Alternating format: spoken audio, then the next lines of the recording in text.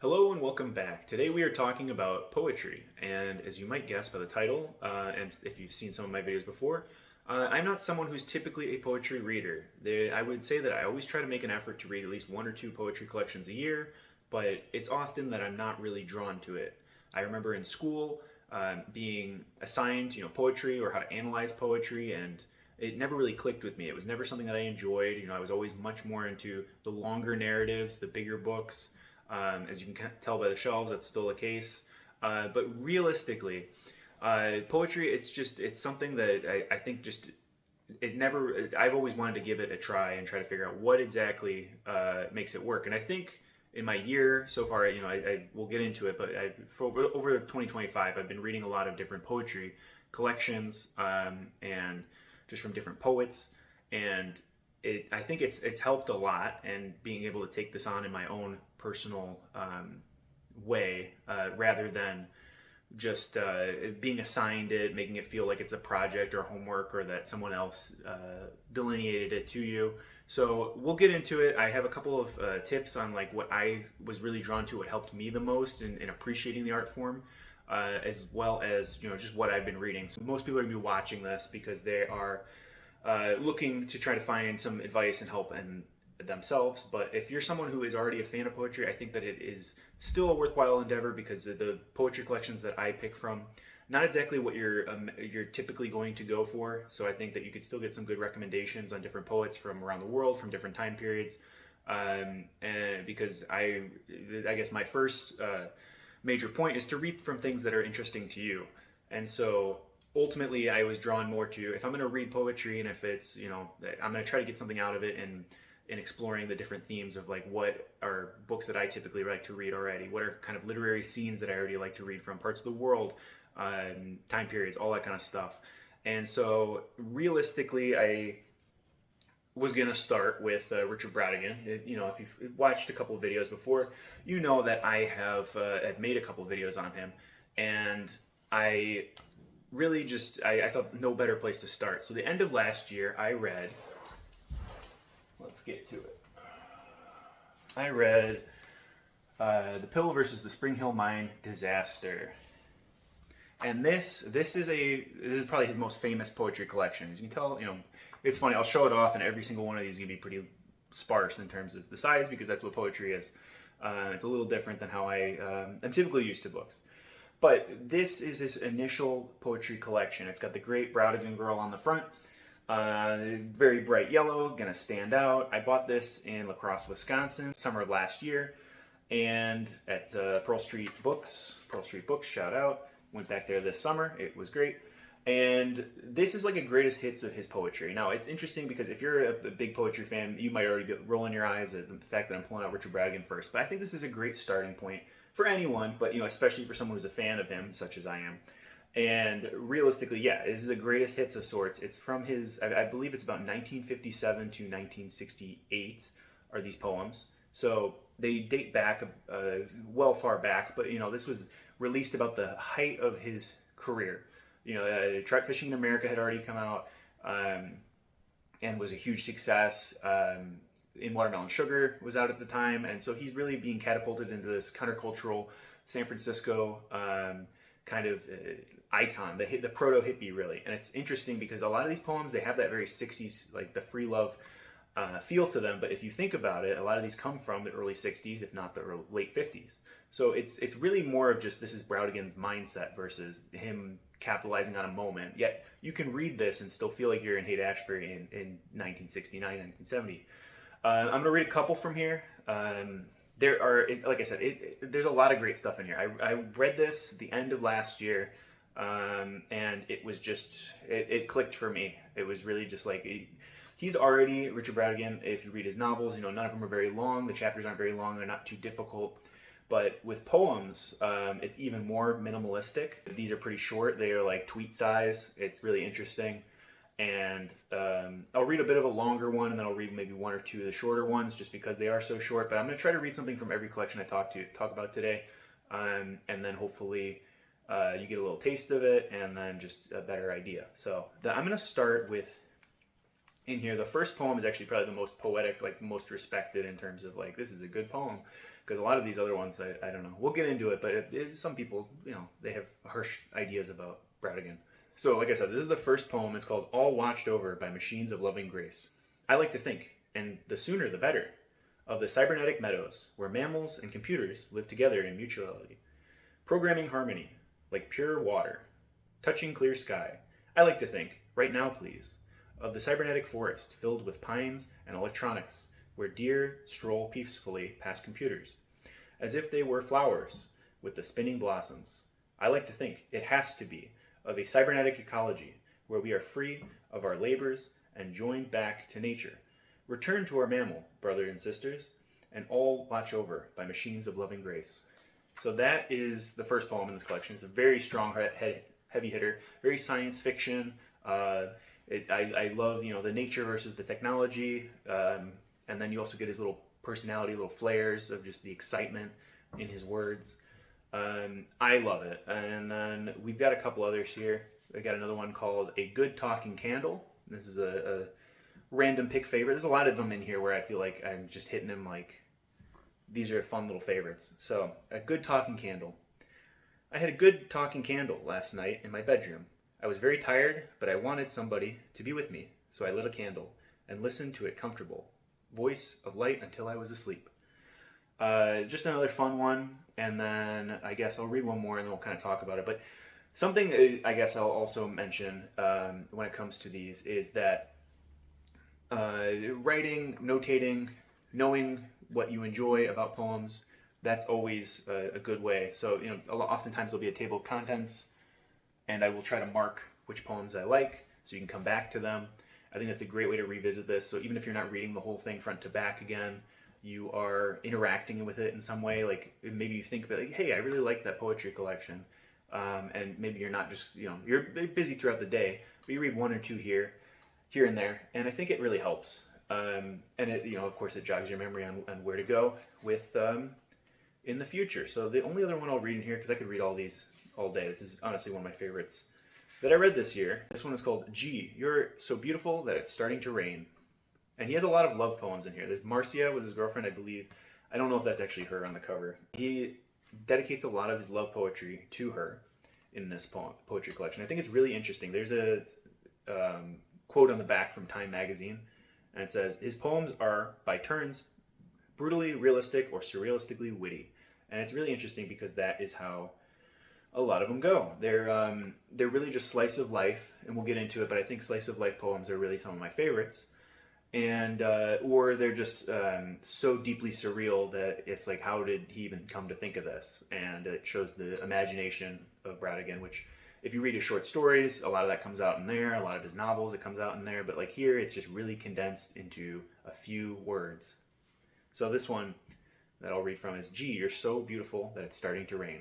Oh, Marcia, I wanted your long blonde beauty to be taught in high school, so kids will learn that God lives like music in their skin and sounds like a sunshine harpsichord. I want high school report cards to look like this. Playing with gentle glass things. A. Computer magic. A. Writing letters to those you love. A. Finding out about fish. A. Marcia's long blonde beauty. A+.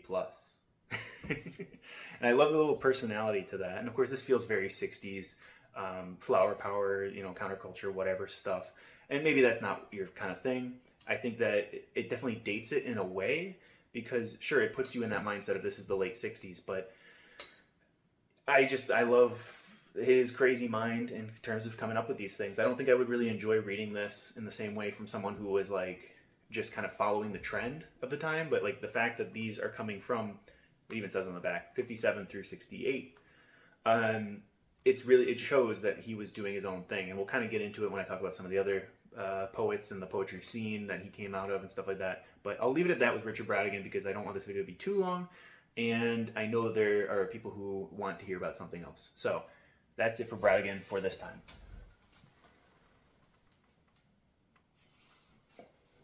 Next up, I bought this at the beginning of the year. I saw Mr. Barbed Wire Books out in Toronto, was listing this on Instagram, and I couldn't pass it up. It's called Modern Arab Poets.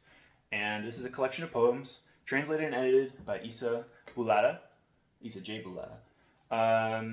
And he was a Palestinian man who I believe lived in the UK and, had known English, was a translator, a writer, and he wrote a lot of the biographies for all these of the authors and poets that we're going to talk about. But this is a collection of poems all written from 1950 to 1975, so you can tell very 70s looking.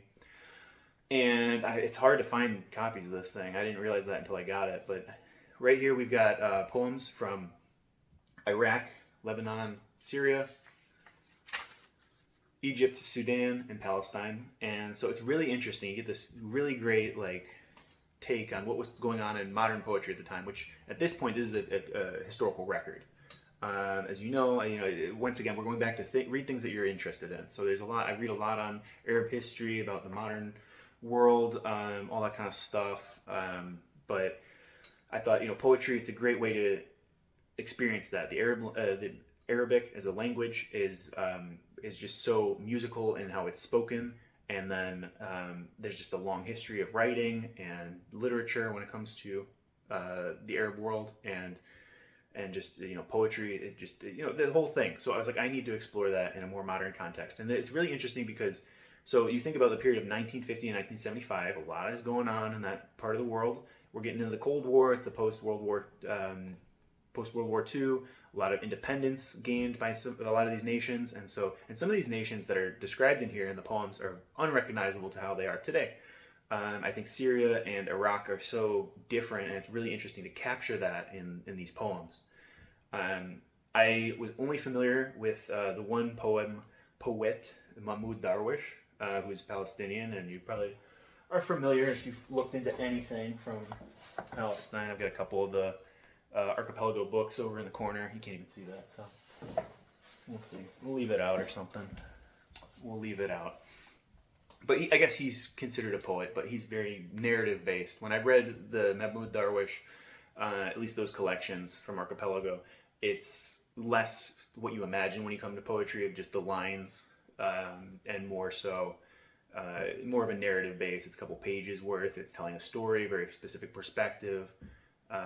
All that kind of stuff. But when I read this collection, there were a lot that I enjoyed, but there was one poet who stood out in particular, and that is Nizar Kabbani, who is from Syria, lived until 1998, and is well popular in the Arab world, but is not really translated that much. I think this collection is a rare example of his works being translated to English. And so there's about 3 in here, 2 or 3, and I will read one, just to give a little sense of it and maybe give you an idea of why I like it. This one's called Pregnant. Don't turn pale. It's only a hurried word. I feel that I am pregnant. And you scream at me as if snake bitten. No. We'll tear the baby to pieces. You want to chase me out and began cursing me. Nothing surprises me, for I've known you always to be mean. You sent the servant to push me out to the desolate street. You who have planted shame in my loins and broken my heart. He says to me, my master is not here. His master is 1,000 times here, but he is a coward, since he is sure I am pregnant. What? Do you spit me out? While the feeling of vomit is in my throat kills me, the fingers of nausea choke me, and your ill-omened airs is in my body, and shame curses me, and a dark reality fills me that I am pregnant. Your 50 pounds makes me laugh. What for is this money? For my abortion? So that I sew my own shroud? Is that then my price? The price of faithlessness? You rotten thing. I've not come for you for your stinking money. Thanks. I shall abort the fetus.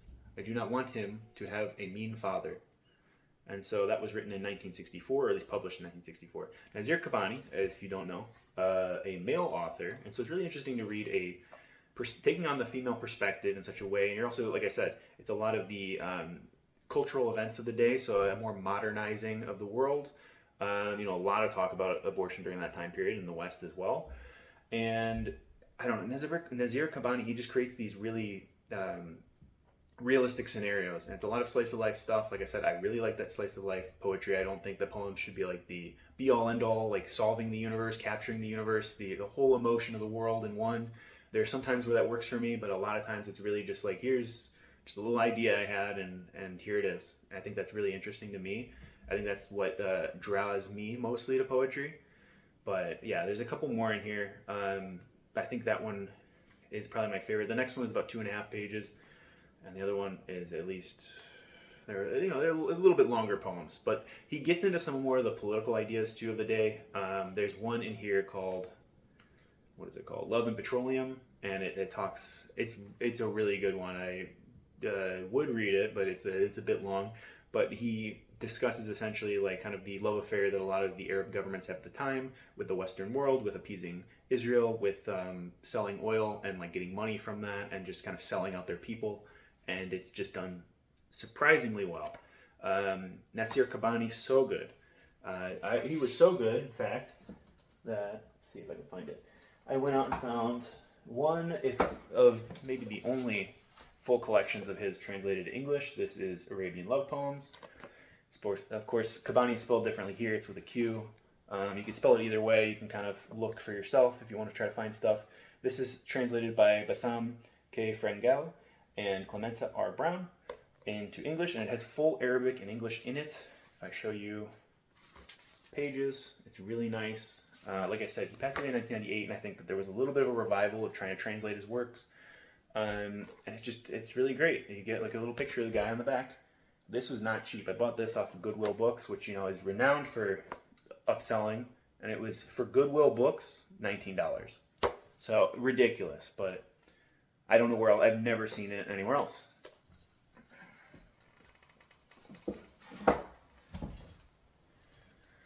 I should introduce some other concepts of what I found so great about reading poetry. I think that, and why I've been reading so many of them, and why I will continue to read them, is that really poems are meant to be read out loud, and they're meant to be heard, and they're meant to be repeated.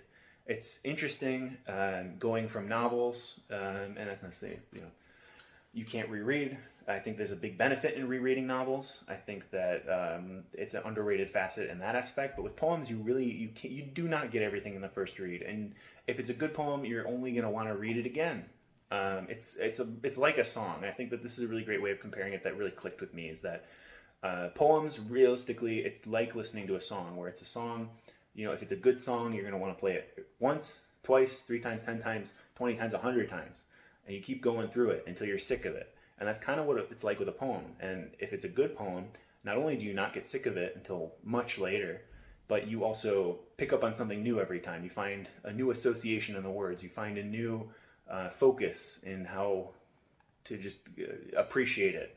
And that really is like what has stuck out with me. I would, in the past, read a poetry collection, and I think most people who are not really well-versed in how to read poetry, they just kind of read through it, and like, well, that's it. And it doesn't stick with you because you read it really quick, because a poetry collection, if it's like 60, 80 pages, whatever, you can read it in less than an hour, and it just kind of goes away. It's really meant to be held onto, to be reread. And every one of these collections, if it's something I enjoy, I minimum read through the whole thing front to back twice, with the anticipation of going and rereading it a third and fourth time, or at the very least picking up from the favorites. And I think that really helps in reading and just kind of sticking with finding an enjoyment and appreciation for the art form. So to go along with the slipping around. So to go along with that collection of modern era poets, I also went and read a lot of the new poetry of Palestinian or Palestinian diaspora authors, and I thought it was really a great way of experiencing so much of that. I brought up in my beauty of books and reading that Palestinian literature, it stands out really particularly because the written word really is one of the few art forms, really one of the few methods that they can speak, and when they do not hold back. They really offer so much in terms of this is the understanding, and that really comes from the fact that so many, whether you be in prison, in exile, whatever it might be, writing is is seen as, even though it is quite political and quite powerful, a non-violent option. So if you were demonized for taking up arms, if you were demonized for speaking back in an aggressive voice in the moment, what you can do is you can write. Maybe that's writing behind bars. Maybe that's writing in exile in a refugee camp in generations past, when you are someone who is a descendant. And I think these words, they really capture just the emotion of what's going on, the history, the facts of what's happened. And especially documentation. I think documentation is a huge part, because so much of the world has turned a blind eye to the Palestinian plight and to just the experiences of Palestinians under oppression. So to have these written records, especially at a time when maybe earlier, before digital cameras and cell phones, where it's harder to take a picture or to have film on hand or to have a durable camera. You can't document it in the same way, but you can document it in the written word. And so that really stands out. And I think that, once again, I'm just kind of reiterating what I was speaking on in the beauty of books and Palestinian literature. But I think that aspect is something to really engage with when you want to understand Palestinian culture, Palestinian people, and just the events that have happened over the last 100 years, really. And so I wanted to go out and I was going to read some of the new releases. I've been reading a lot of the new releases in nonfiction, but reading new releases in in poetry as well. So one of the biggest ones, and I don't have any of these on hand. I got a lot of these from the library. Some of them I need to get on hand just because they're great to reference and they're just great books overall. But one is Fady Joudah's. It's in ellipses. I don't know how you really would pronounce this or what the title is officially supposed to be spoken as, but I'll put a picture up. And that book, it came out in 2024. Is definitely one that has a lot of great stuff in it, but it didn't really stick with me in the same way as another one, which is Rockflight by Hasib Hourani, who this came out this year through New Directions Press. It feels very much like a New Directions release, and I wish I had it on hand. Like I said, I got this from the library and I read this back in the summer, and I've been looking around for a copy, and it's just, it hasn't been my day yet. What is so great about Rockflight, though, and realistically, this is probably my favorite release of 2025 in terms of new books, it's a one long poem, and it really covers so many concepts that a lot of nonfiction books struggle to convey in much more length of page, much more dedication of time, of reading, of mental attention. And this is a book you could read in an hour. I think that if you're going to read one book and you really are like, I really have no time, which is, I think, there's some people, you don't have the time to be reading everything, but I think that it conveys so many ideas in just a really accessible, like on an entry-level basis. You don't really need too much more background to really get into this, and just the fact that it is a poetry collection. So I wish I had it here to kind of show off and whatnot. It's not easy to read from because it's one long poem. There are little sections in it, and you could read from those sections, but I think it really is most impactful when you read it all as one. And it is, so Hasib Hourani, a similar age to me, it's really interesting, but a person of Palestinian Lebanese descent, and they currently live in Australia, and so they kind of have a diaspora experience. They speak on so many, what it means to be on the outside in the Western world looking in. And I think that was just ultimately really relatable in a lot of ways. And like I said, it speaks a lot on resistance. The whole rock flight title, if you've seen, if you know anything about rocks in Palestine, you know how they're used. Some of the diaspora ideas are covered really well. There's a section in there where it talks about HP computers. And so it's the perspective of, I would assume, Hourani in an office at work. And they get in everyone's getting new laptops, and it just keeps going back and forth, showing how HP has done so much in upholding the apartheid state and surveillance, and the technologies used by Israeli occupation, all this kind of stuff. And it just it just hit in a really relatable way that feels so 2020s.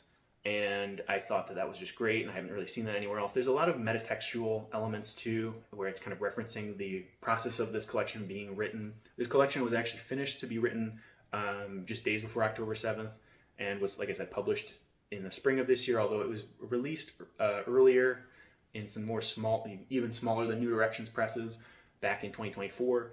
And I believe there's some like e-reader versions and stuff like that too. Ultimately, though, like I said, really great, and I will probably talk about it more at the end of the year with my favorite reads of the year, because it's just that good.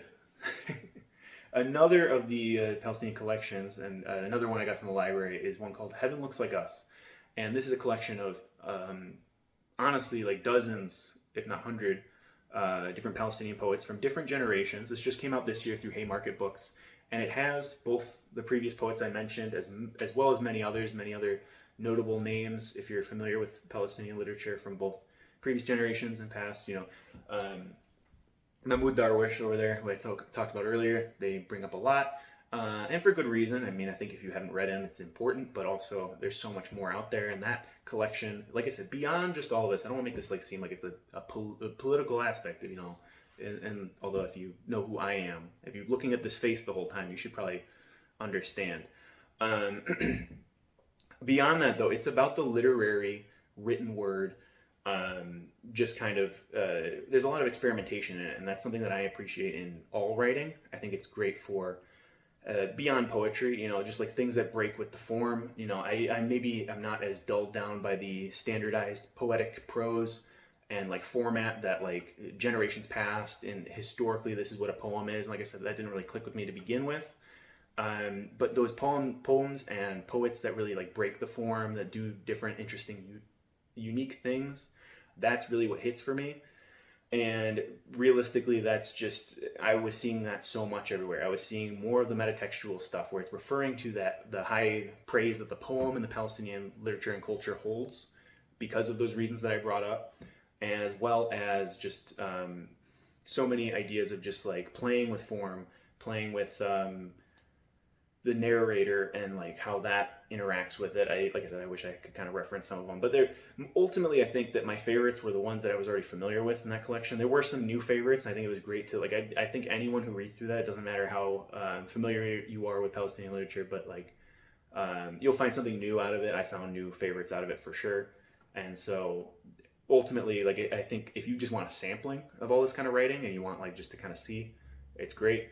Of course, a lot of it covers the topics of, things like generational trauma, either from passing down ancestrally, or people documenting events that they've gone through. So it's not the easiest of reading, but there's a lot of joy and hope in a lot of it too. I think that, if anything, that the Palestinian literature, it's never too dismal. It's not like, woe is me that things are, in the face of the most darkest of ideas of just the climate, the environment that they're in, that we're in, really, there's always hope, and I think that that's always inspiring. So I think it can be a challenging and difficult read, but I don't think it is one that will be ultimately off-putting unless you're just someone who is disgusted by the existence. Which, I don't know, there's plenty of those people out there. I'm sure there's people leaving comments on this, but I don't know. Another thing that I thought was interesting is there's a lot of great resources out there for poetry. I think that especially on YouTube, if you are looking for someone if you're listening or wanting to listen to poetry, you can easily find, especially for modern poets, recordings of them reading it. And I'll leave a Hasib Hourani reading from his collection because I think it's a great video. But beyond that, and I'll leave other poets too. There's a lot of places out there. I think Modpo is a great YouTube channel that really shows like the art of dissecting a poem. They've got it's just a great way of like looking at like how do you analyze a poem, and so like going in through line from line, and because it's a group of about 10 people and a lot of students, like everyone's called on, and they're all just kind of, so it feels like very entry level because it feels like you're in a classroom. And you can kind of, there's no wrong answers because you're not going to get called on, and you're not going to be asked like, hey, what's your opinion? What's your interpretation on this? But everyone's kind of gone around and like, what do you think about this? What is your interpretation of these words, of these lines? What's the association here? And, take in some of the historical context of when these poems were written. You take in just a lot of these different aspects that like give you a deeper appreciation and like a more focused look at what the poem is. And I think that really helps to, like, if you don't have a classroom environment, especially not one that's conducive to your learning, or wasn't like inspiring to you. I think this is a great way of exploring that. And you know, it still might not be the most perfect thing for you, but you're able to try it out. So you're able to see, like, you know, these are these concepts. There's no penalty because I'm not taking a class. I'm just auditing it, really. And so from there, like, really, you can do what you want with it. But I think it gets your mind working in a certain way that if you're going to take those things, they have a lot of videos that are going through more particularly famous poems or famous poets and stuff like that. And so, you know, you could easily use this as a way to learn about those poems if you're interested in those poems. But I think you can apply those skills of, like, analyzing, considering different phrases and different interpretations, and just making that work with whatever poems you're reading.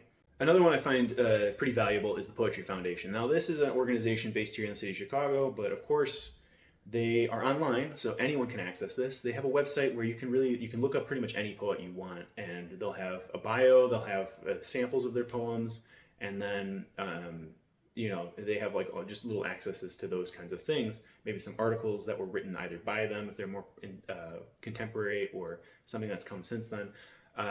I'm lucky enough to be in the city of Chicago where you can actually go visit their location, which is great. It's over by Water Tower Place and the MCA. I feel like if you're visiting, they have crazy very minimal hours. You got to go during the week, later in the week, and during the day.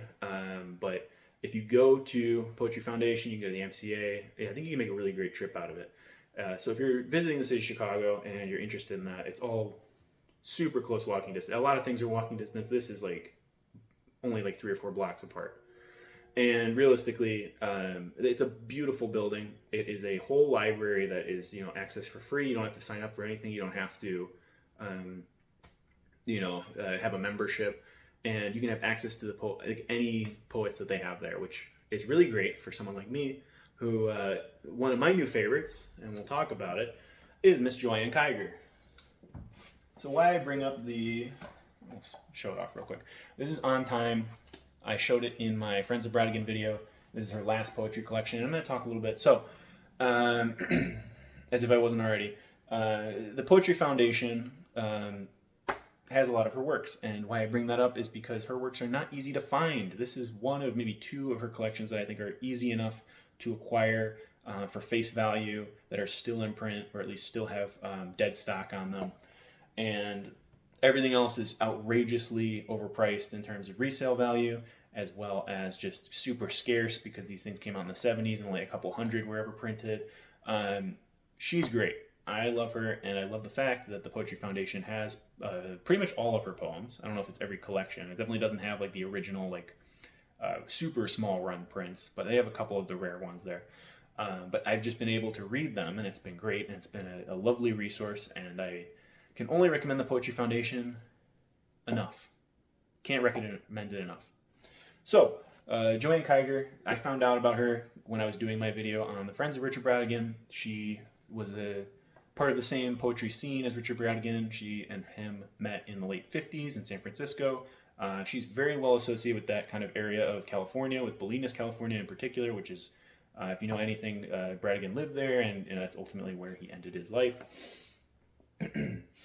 Joanne Kyger, though, in many ways, and she is absolutely, I will say it because this is the poetry video, she is the better poet.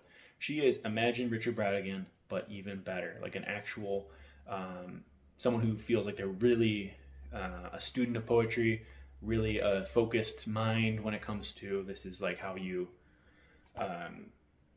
utilize the poetic form. You know, you could say that Brautigan, you know, sometimes maybe had flashes of genius, and some of it just feels like, you know, random fodder you'd find on Twitter. And I can enjoy that kind of stuff, but I think that if you're someone who is more of a higher arts appreciator of poetry, you're going to enjoy Joanne Kyger a little bit more.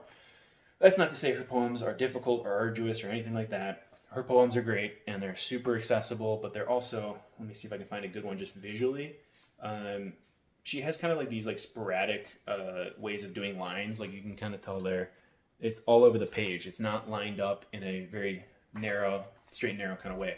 And I heard a theory, I wish I could remember because I've watched so many videos, pretty much anything that's on YouTube about Joanne Kyger.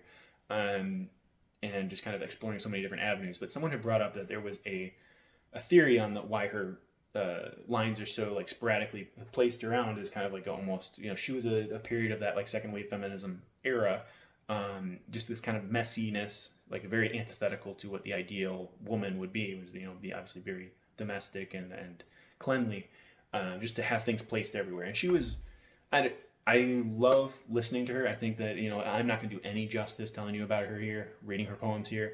You got to listen to video. You got to listen to her reading her own poems. The poem Destruction is her big one, and I think that's a great one to listen to, although she's told it like pretty much every time she does a speaking, and she kind of rushes through it because it's like, it's the big hit. And so it doesn't really land as well, depending on what video you watch. But a lot of her other ones are super great. I always love listening to her. Her voice is amazing. Wish she was still alive. Wish I knew about her when she was still living, because she passed away, I believe, in 2017. This came out in 2015. So this is her last collection. This is On Time, which is poems from 2005 to 2014. And it is a lot of contemporary stuff. Now, like I said, slice of life poems, some of my favorites. I think that what's so great about it is Joanne Kyger, she dates all of her poems, so you can know the exact day that she was writing it, and it really feels slice of life. And I'll read a couple examples, and we'll just kind of talk a little bit more about it as I get into them. One of my favorites that I'm going to read here is called Pomegranate Syrup, which I was aware of this title before knowing it was in this collection. Pomegranate Syrup, I thought like In Watermelon Sugar would be like a reference to a Brautigan poem.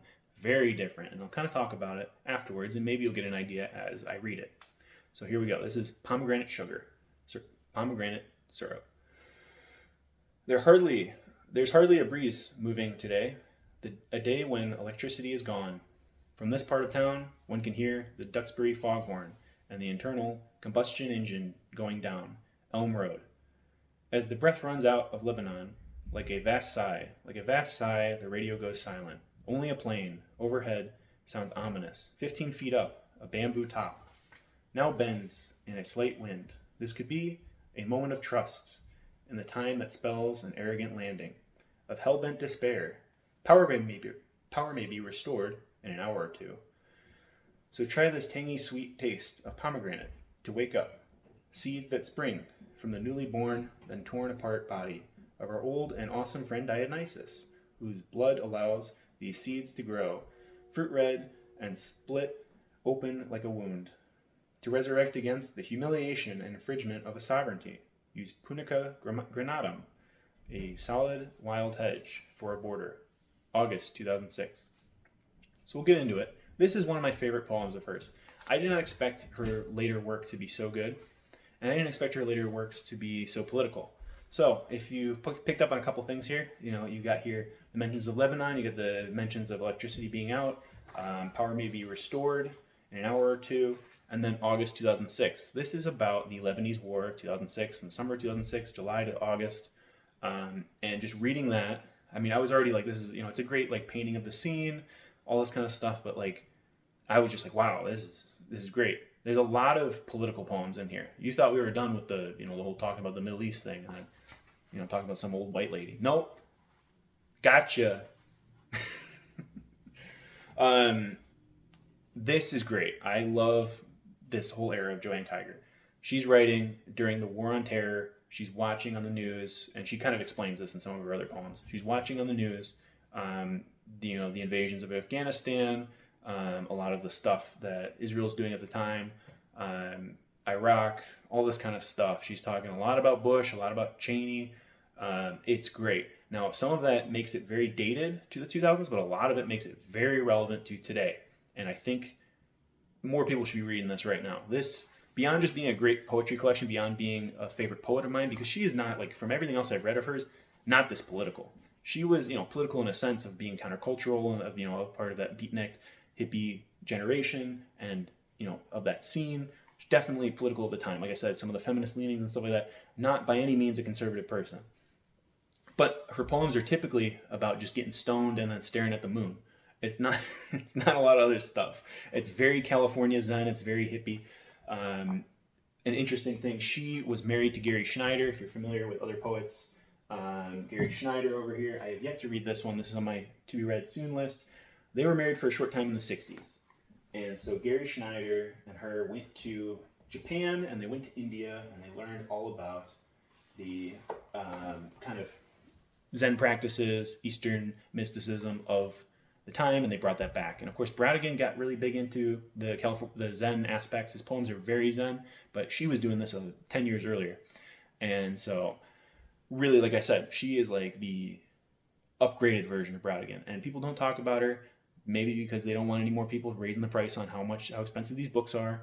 Her collected poems go for a good like $400. It's insane. I wish I could afford that. That's like a pipe dream of a book, is her collected poems. But right now you can get this, and this one goes for pretty cheap. I think the City Lights is honestly selling this on sale right now for like $11. So like, go for it, especially if you're looking for political stuff. But yes, so Pomegranate Syrup, great poem about the Lebanese War of 2006.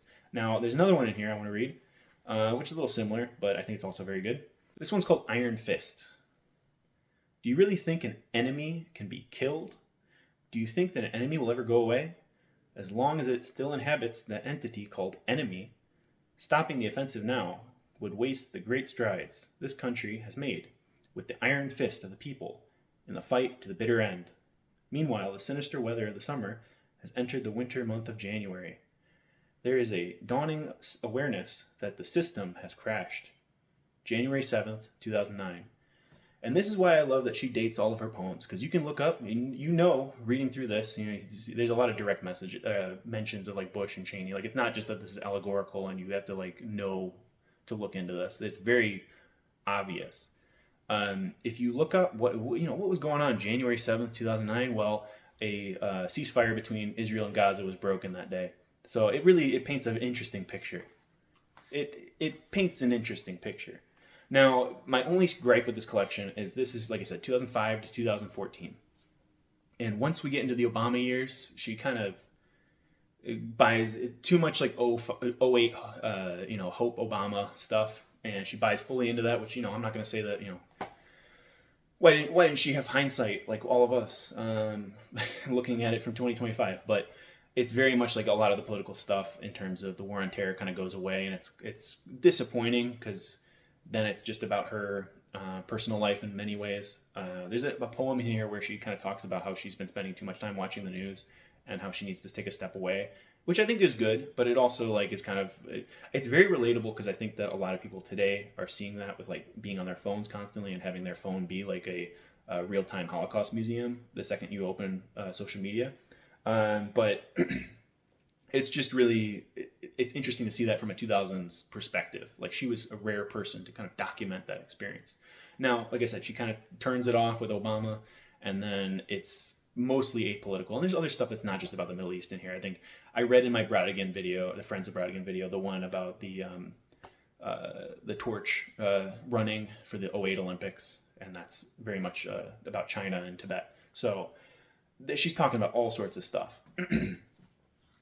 Ultimately, in the later half, On Time, this is a lot about her growing older, some of her friends passing away, and those are more of the personal stories, which I do enjoy, but I think the political stuff is like, I was not expecting that going into this. I kind of knew who she was as a like personal person, and it's nice to see her aging, but also like this is the first collection I ever read from her, so I didn't really want to have that be like, oh, she's just an old lady. Like, I've heard her speaking when she was younger in the 70s from those recordings, and she has a lot of that same energy. She doesn't feel like someone towards the end of their life, even if a lot of these poems feel very end of life, like contemplating, my friends are passing away soon, I will too. On Time. So I can only recommend Joanne Kyger so much. I keep saying it. And finally, because I could read a lot of stuff, but I'm going to leave it at just one more collection, and that is, where is it? Lauren Fairbanks, Muzzle Thyself. So if you know anything about the Sister Carrie video, I read Lauren Fairbanks' Sister Carrie, Dalkey Archive.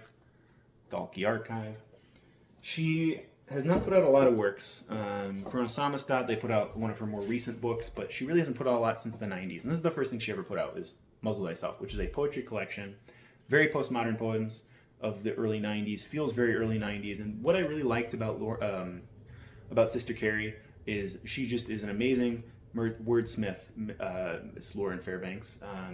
Just so many great prose sentences, plays with words, stuff like that. So I was like, okay, the poetry is going to be even greater, because for as much as I enjoyed Sister Carrie, it's a lot of like crazy surrealist things happening in a very Burroughs way, and so it's great, but it also, how does it tie together? And I thought maybe a poem would be a little bit better to kind of have it be a little brief flash of that kind of feeling. And while I enjoyed these poems and I enjoyed some of the writing, it's a little bit almost too abstract for me. I think I'm pushing it in terms of what I'm capable when it comes to poems and poetry. There's some interesting ones in here. There's some really interesting 90s feels to a lot of this. One I'll read, and it's interesting too. I'll show you in the table of contents. So I don't know if it'll really come through, but like there's not really titles. A lot of these poems, so like when you typically flip to a page, there's a heading for a poem. And I'm not getting a good example right here. Right here, let's say. So we've got one that says, how many Frenchmen before I'm wrong? And then the next page, you would assume that this part and this part are all one poem, but in the table of contents, it's listed as page 39 is its own poem. And so it's very strange. Is this part of it? And of course, the content of it, sometimes it goes with it, sometimes it doesn't. And it's kind of messy. Like we got here on page 40, there's no title for the poem. And so you're really just like, what is a poem, what isn't? It questions that, and it's great, but I think I'm a little too novice in the form of poetry to really appreciate how abstract we're getting at here. So one section I'll read, because I don't know if it's really a poem, could be part of a poem, could be whatever they want to consider it, is just this page here. Like I said, no title, and it's about 3 paragraphs if you want to, whatever you want to consider that when it comes to a poem. Professional Java-slinging Wanda promises to be more than mentally gone with child. The color of a dimple-kneed rose fades. A face painted with coal is extent of her creative abilities, the extent of his. Magazines devoted to jugs show black holes in places of extremities. Fashion, since Hector unleashed himself, is butchered pain, is extremities burned full off. And so I don't know if there's more on the other page. I don't know if it goes with it, and I guess I'll read it just for the interpretation of you listening at home. On gaudy nights, a scrubbed brain is a giddy child, is a muddled brain, such gaudy nights. Platinum blondes loquaciously grapple with placenta. Scarlet knees gently touching, thrust through, silken nights, gaudy nights. So that's the next page. Is that part of the same poem? I don't know. And then the next poem that we get to is called Neo-Pagan Baby in Surfer Neon, which is a poem in itself of a title. There's a lot I love about her wordplay, but in terms of grasping anything from this, I don't know what I'm getting out of it. And I don't know, it's very dalky. That's the thing too, like I said, like read the things that interest you. So if you like the publisher, for novels, maybe check out and see if they have any poetry. Like I said, the Issa Hourani, Rock Flight, coming out of New Directions, it felt very New Directions. This feels very 90s dalky. And so it's very interesting. Lauren Fairbanks, I'll read one more of hers because they're fun to read. There's definitely I think these are, it paints the case that poetry is meant to be read out loud. And so it's fun to read it that way, because I read this all in silence the first time. I'm like, what the hell is this? And then I was like, even if I'm sitting here by myself, I gotta orate it, and I enjoyed it so much more. So this is the last poem in the book, called Fu Manchu Scamp Out. Though I would rather have been, I am not Rita Hayworth, not the bearded lady with a ring in your nose. Hug you for a crisp 20, sheaths free, in you order now, red piece of malleable pig iron, charred to black, zim zam zing zing, peas brain pings Pong's head, sunk the rusty dusty penny in a army regulation dustbin. Name backwards is forwards. You were a nickname. They dropped next to my face. Incarcerating, creaming, find. I take you, and the boots in fuchsia. We pass perfect plum appliances. I continue because stopping at the end is always an excellent idea. So that's the last poem in the collection. It's got some crazy stuff in there. It's very rhythmic. I think that many of these poems feel very rhythmic. They feel very much like, there's some stuff in here that kind of like references blues songs. So it's kind of that like the rhythmic cadences that a lyrical cadence would go for a song, which of course I think ties back the whole idea of, you know, poems are really like songs in many ways, and so it really interests you in that way. But Lauren Fairbanks, once again, I really enjoy her. I don't know if I enjoyed this quite on the level of Sister Carrie, but it's still a really fun time to explore that. I'm going to leave it at that. Other poems that I'm going to get to. So, as I showed you before, the Nizar Kabbani, just as a reminder, Nizar Kabbani, I'm going to be reading that. This is a thick one, too, for being like one of the only collections of his poems. Amazing resource, worth the $19, although I don't really prefer to give it to Goodwill. Gary Schneider's The Backcountry, just to see how similar this is to Joanne Kyger and Brautigan. Speaking of Brautigan, he's got more collections. We got here, I've read some of them from this. This is probably his most minimal, but the Rommel drives deep into Egypt. I've read a couple of these. These are like his, like they're really like a couple words. Like, oh, it says for Gary Schneider too. Who would have thought? Should I read that right now? Third Eye for Gary Schneider. There is a motorcycle in New Mexico. Is that a poem? I don't know. Let some ivory tower Poindexter tell me yes or no. Let him complain that I talk too much about the covers. How about that? Loading Mercury, the Pitchfork. Talking about covers once again, I think this is my least favorite of his, although I love the pose. Stylistically, this is the worst graphic design, though, of anything that he released.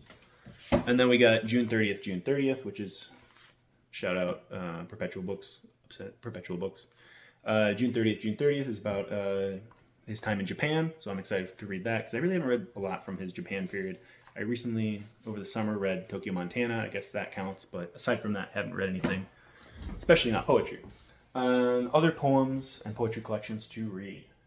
Another one I bought, and I wanted to read this for the video because I thought it would be a really good component that I hadn't really talked about, is Peter Handke's Nonsense and Happiness. I love this cover. Once again, talking about the aesthetics. Very 70s. You get the World Trade Center. You got this wave, whether it be sand or water, who knows. This cover is scratched to hell. I don't know how much that comes through, but it's very well beat. Peter Handke, German author, wrote a lot of novels, but he also wrote poems too. And so this is another collection where you got on one side the German and the English. And I was hoping to read this to kind of reintegrate myself with reading German as a language, not necessarily just translated German literature. But then I was reminded of how abstract poems are, and so my understanding and context clues when it comes to reading sentences didn't work out quite as well as I wanted, and it was very difficult. But yeah, I'm hoping to read this at some point, even if I'm just reading the English in this. I think it'd be interesting. This copy is real beat up, but $7.50 from Open Books. You know, if it's a hard one to find, but I love finding, like, it's something like this. I feel like it just draws me in. And what else we got here on my list? Of course, the one guy I didn't talk about, and that is Mr. John Ashbery. Shouts out. Leafy Concern. I highly recommend you check out that channel. It's better than mine. But if you've made it this far, I appreciate that you've been watching this. Leafy Concern, big fan of John Ashbery. Talks a lot about him, talks a lot about these editions. So if you're not into the aesthetics, I don't know. I picked up these two, both from my Epic Books. Once again, very 70s look to them all. There's like a coaster stain on one of these. Interesting.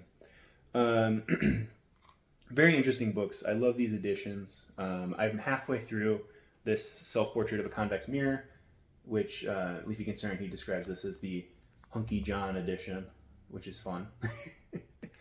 And for good reason, right? I'm halfway through this. I have yet to get to the self-mentioned title poem in this, which is about, I think, 18 to 20 pages in the back of this. I've listened to it. I've listened to him read it, but I have not read it myself. So I don't count myself as having finished this. But I was halfway through this, and there are some really good poems in here. It's a real reason. I mean, honestly, like, of all the poets I mentioned, this is like the most highly acclaimed and most interesting. And like I said, if I'm interested in all the 70s writing of like Joanne Kyger and Richard Brautigan, obviously I'm going to check out John Ashbery. One that stood out to me, though, was 40s Flicks. It's an early one and a short one, so I'll read that real quick. if I can. 40s flicks. The shadow of the Venetian blind on the painted wall. Shadows of the snake plant and the cacti. The plaster animals. Focus the tragedy, melancholy of the bright stare. In nowhere, a hole like, and the black holes in space. In bra and panties, she slides to the window. Zip up with the blind. A fragile street scene offers itself, with a wafer-thin pedestrian who knows where they are going. The blind comes down slowly. The slats are slowly tilting up. Why must it always end this way? A daze with woman reading, with the ruckus of her hair, and all that is unsaid about her pulling us back to her, with her, into the silence that night alone can't explain. Silence of the library, of the telephone with its pad. But we didn't have to reinvent these either. They had gone away into the plot of a story, the art part, knowing what important detail to leave out and the way character is developed. Things too real to be of much concern, hence artificial, yet now all over the page. The indoors with the outside becoming part of you, as you find you have never left off laughing at death. The background, dark vine at the edge of the porch. Which, that's an interesting one. And that's a short one for him, and it feels long. There's a lot he's putting in there. It's a lot of weight to each word. And then Houseboat Days, I'll get to it eventually. I originally got this first, and then I was like, well, I gotta start with this one. This is the big one. So, yeah, I've got a lot of poetry reading to get to in the future. And, of course, more to add. So if you got any recommendations that are similar to things that I'm interested in here, I'll check them out. But, you know, no guarantees. Yeah, thank you for watching. I hope this is informative in some way, and I hope that if you're someone who's looking for inspiration on where to start with poetry, you don't have to start with these books. You don't have to read these. You don't have to agree with that I find that these are as interesting as I find them. But I hope that these tools of being able to read things that you're interested in and listening to someone read a poem and rereading those poems and just kind of considering them in different ways, interacting in different ways, discussing the meaning with other people, even if that's just watching someone else do that via video. All great ideas. And I think that that'll give you a better appreciation. I think ultimately my whole year of reading poetry has really improved my appreciation for the medium. And while I'm not like a huge fan, I don't think I get everything all the time in these. It certainly has been enjoyable, and I think that's ultimately what it is. Like, poetry should be enjoyable, and I think that in school it just wasn't. And I think that that's an important lesson to keep in mind, is that, just because it was taught to you in school and you didn't enjoy it then doesn't mean that it's not enjoyable now. So I'll leave you with that. Thank you again for watching, and I hope you have a good one. Bye.